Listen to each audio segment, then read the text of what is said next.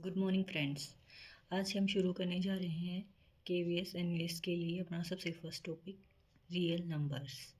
Real numbers जैसा कि नाम में ही छुपा होता है हमारे कि जो इमेजनरी नहीं है, जिनको हम काउंट करते हैं, हम ऑब्जर्व करते हैं अपनी डेली लाइफ में, वो होते हैं रियल नंबर्स। या जिनको हम नंबर लाइन पे प्लॉट कर सकते हैं, वो होते हैं रियल नंबर्स। अब रियल नंबर शुरू कहाँ से होते हैं? जो माइनस इन्फिनिटी से प्लस इन्फिनिटी तक, जिनका कोई एंड नहीं है, ना को तो इनकी स्टार्टिंग का पता होता है, ना हो इनकी एंडिंग का, ना इनका कोई स्मॉलेस्ट डिजिट है, ना ही कोई लार्जेस्ट डिजिट। तो रियल नंबर्स, इनका हम डिवीज़न कैसे करते हैं? सबसे पहले हम देखते हैं नेचुरल नंबर्स। नेचुरल नंबर्स में क्या आते हैं?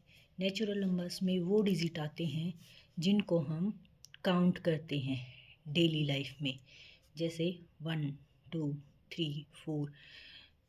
इसके बाद हम कुछ भी ले सकते हैं, 10 100 1000 10,000। मतलब इनकी काउंटिंग पॉसिबल नहीं है। काउंट तो हम करते हैं लेकिन इनकी काउंटिंग पॉसिबल नहीं है, इन्फिनिटी तक चलते हैं ये, इनको हम टोटली काउंट नहीं कर सकते। उसके बाद आते हैं होल नंबर्स। होल नंबर्स जिसमें हम ज़ीरो को इंक्लूड कर देते हैं नेचुरल नंबर्स के साथ। नेचुरल नंबर्स क्या थे? जो हमने पहले बताए थे, जिनको हम काउंट कर सकते हैं, कंपेयरिंग में यूज़ करते हैं हमारी डेली लाइफ में। जैसे हमें कुछ भी सामान लाना होता है या किसी को पैसे देने होते हैं या लेने होते हैं, तो हम वो सब किस में करते हैं? नेचुरल नंबर्स में। नेचुरल नंबर समझ आ गया? उससे आगे है होल नंबर्स, जिसमें हम जीरो को भी इंक्लूड करते हैं। उसके बाद है इंटीजर्स। इंटीजर्स में हम नेगेटिव नेचुरल नंबर्स, इसमें क्या आते हैं? Negative natural numbers, whole numbers plus whole numbers. अब नेगेटिव नेचुरल नंबर्स कहाँ से शुरू हैं?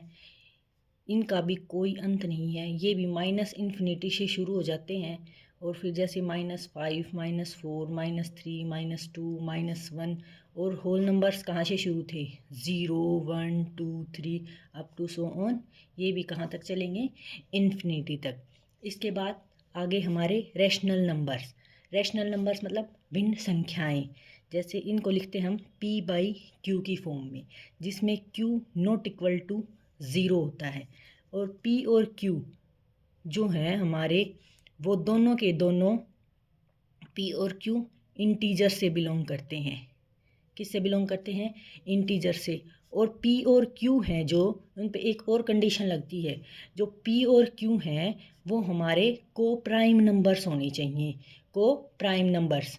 को प्राइम नंबर्स के बारे में हम आगे डिटेल में पढ़ेंगे। अब p/q फॉर्म कैसे होती है ये देखो। जैसे 1/2 लिख दिया, ये क्या है? p/q फॉर्म है। जैसे हमने बचपन में देखा था, छोटी क्लासेस में हम पढ़ के आए हैं कि अगर हमें कुछ भी शेयरिंग करना है किसी को, तो ये जैसे हमने एक पिज़्ज़ा मंगा लिया, इस पिज़्ज़े के अगर हमने 4 पीस कर दिए, एक एक हम चारों ने ले लिया, तो कितना पीस एक फ्रेंड को मिला? हमें 1/4। तो इसी को बोलते हैं रैशनल नंबर, जिसको हम डिवीज़न की फॉर्म में लिखते हैं। अब कोई बता सकता है क्या 1 एक रैशनल नंबर है? हाँ, क्योंकि 1 के नीचे अगर हम न्यूमरेटर 1 है और डिनोमिनेटर हम 1 कर देते हैं, अगर किसी के नीचे डिनोमिनेटर नहीं है तो उसका क्या होता है? नीचे 1। जिसका कोई नहीं होता उसका कौन होता है? भगवान। वैसे ही जिसके नीचे कुछ नहीं होता उसके नीचे हमेशा 1 एग्जिस्ट करता है। ओके। इसके बाद हैं इरेशनल नंबर्स। इरेशनल नंबर्स कौन से होते हैं? जो कंप्लीटली डिविजिबल नहीं होते, जो नॉट परफेक्ट स्क्वायर नंबर्स, जो रूट में होते हैं, जैसे √2 √3 √5 और पाई। पाई भी एक इरेशनल नंबर है।